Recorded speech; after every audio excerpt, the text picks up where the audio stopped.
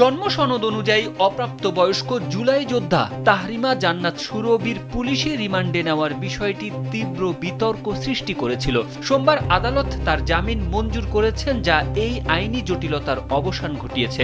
সুরভির আইনজীবী রাশেদ খান জানিয়েছেন, জন্ম সনদে তার শিশু বয়স প্রমাণিত হওয়ায় এবং শিশু আইন লঙ্ঘনের বিষয়টি আদালতে স্পষ্ট হওয়ায় বিচারক জামিন মঞ্জুর করেছেন। এর আগে গাজীপুর চিফ জুডিশিয়াল ম্যাজিস্ট্রেট আদালতে পুলিশ সুরভিকে 21 বছর বয়সী দেখিয়ে 2 দিনের রিমান্ড আবেদন করেছিল।